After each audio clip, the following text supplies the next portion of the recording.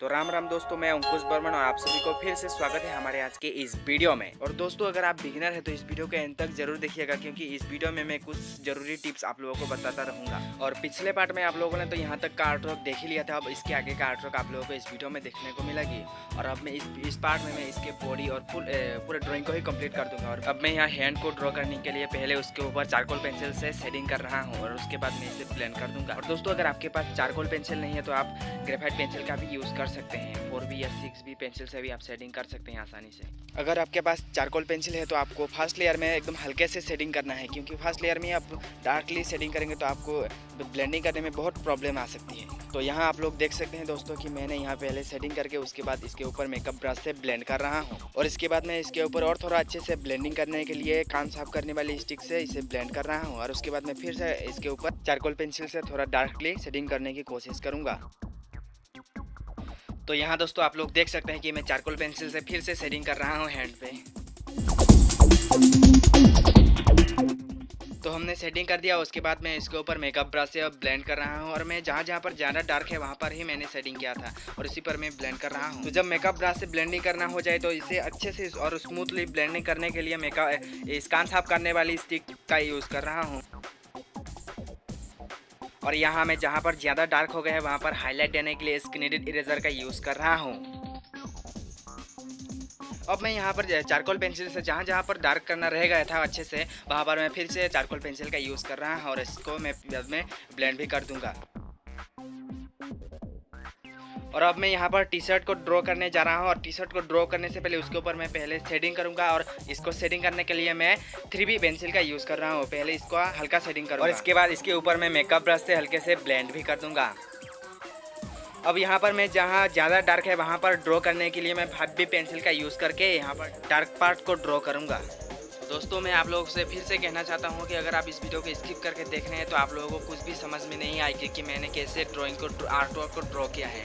अगर आप सीखना चाहते हैं तो ये वीडियो को ध्यान से और एंड तक देखिए। और इस वीडियो में मैं कुछ ज़रूरी बातें भी आप लोगों को बताता रहूँगा। तो मैंने दोस्तों यहाँ डार्क पार्ट को ड्रॉ कर लिया और इसको ब्लेंड करने के लिए मैं मेकअप ब्रश का यूज़ करूँगा। और उसके बाद इसे स्मूथली ब्लेंड करने के लिए फिर से कान साफ करने वाली स्टिक से इसे अच्छे से ब्लेंड करने की कोशिश करूँगा। तो अब मैं दोस्तों टी शर्ट के ऊपर डार्क पार्ट को ड्रॉ करने के लिए अब मैं 10B पेंसिल का यूज़ कर रहा हूँ। अब 10B पेंसिल से इसे डार्क करूँगा। तो दोस्तों, यहाँ पर आप लोगों के लिए एक दुख की बात यह है कि मैंने यहाँ तक का आर्टवर्क जो किया है वहाँ पर डिलीट हो गया ये पार्ट। तो डिलीट हुए पार्ट में मैंने जितना ड्रॉ किया था वहाँ पर मैंने इसे 10B पेंसिल से ही ड्रॉ किया था यहाँ पर। तो अब मैं यहाँ आगे इसे 3B पेंसिल से अब शेडिंग कर रहा हूँ। तो यहाँ मैं टी शर्ट के ऊपर 3B पेंसिल से शेडिंग करने के बाद अब मैं इसे सिंपली मेकअप ब्रश से ब्लेंड कर रहा हूँ। तो अब मैं दोस्तों यहाँ टी शर्ट के ऊपर जहाँ पर डार्क पार्ट है वहाँ पर ड्रॉ करने के लिए मैं इस 5B पेंसिल का यूज़ कर रहा हूँ। और मैंने दोस्तों आप लोगों को एक बात नहीं बताया कि ये ग्रेफाइट पेंसिल फेबर कास्टेल का है।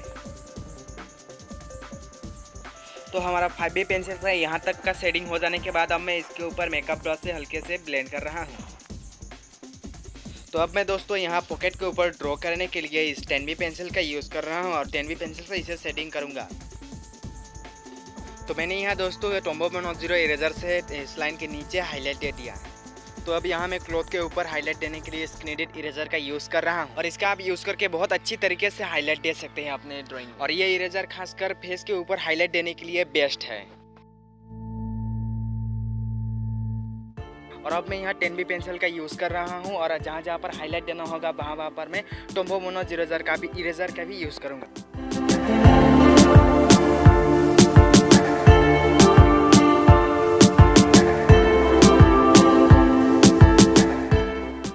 दोस्तों, ये 10B पेंसिल बहुत छोटी है, इसलिए आप लोगों को मैं कैसे ड्रॉ करना है आप लोगों को शायद अच्छे से नहीं दिख रहा हो। तो दोस्तों, मैंने यहाँ 10B पेंसिल से ड्रॉ करने के बाद अब मैं इसके ऊपर मेकअप ब्रश से ब्लेंड कर दूंगा। और उसके बाद और अच्छे से स्मूथली ब्लेंडिंग करने के लिए मैं इस कान साफ करने वाली स्टिक से ब्लेंड कर रहा हूँ। दोस्तों, मैं यहाँ इसे कान साफ करने वाली स्टिक इसलिए कहता हूँ क्योंकि इसका नाम असली नाम मुझे पता ही नहीं है।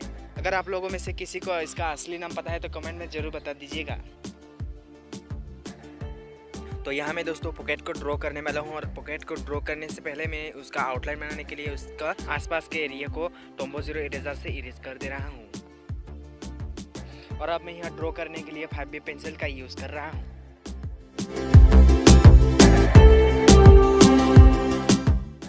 अब मैं यहाँ पॉकेट के पार्ट को ड्रॉ करने के लिए 10B पेंसिल का यूज़ कर रहा हूँ।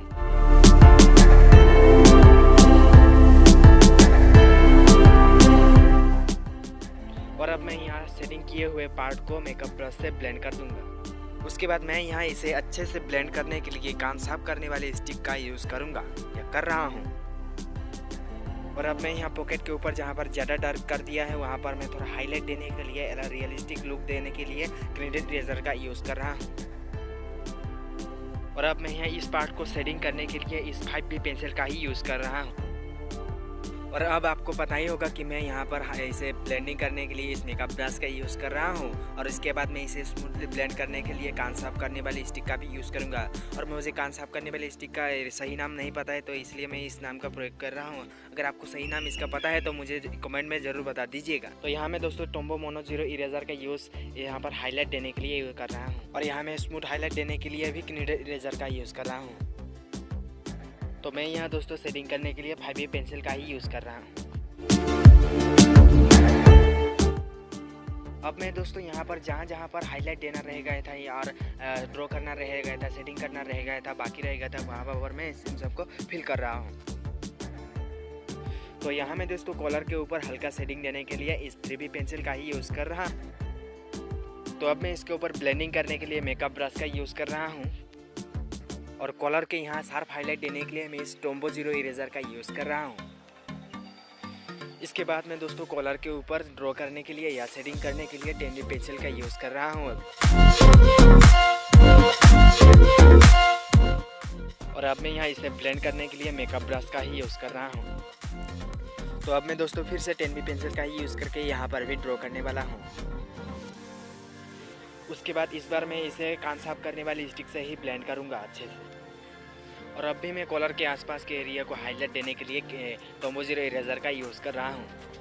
तो दोस्तों आज के इस पार्ट में आप लोगों के लिए बस इतना ही। मैं नेक्स्ट पार्ट में इसके आगे का आर्टवर्क भी आप लोगों को दिखा दूंगा। और दोस्तों अगर आप लोगों ने अभी तक इसका फर्स्ट और सेकंड पार्ट नहीं देखा है तो इंड स्क्रीन में वो वीडियो आप लोगों को मिल जाएगी, तो आप वहाँ से भी डायरेक्ट देख सकते हैं। और जिस भाई और बहनों ने मेरे इस वीडियो को अंत तक देखा है कमेंट में भी बता दीजिएगा। तो मिलते हैं दोस्तों नेक्स्ट वीडियो में।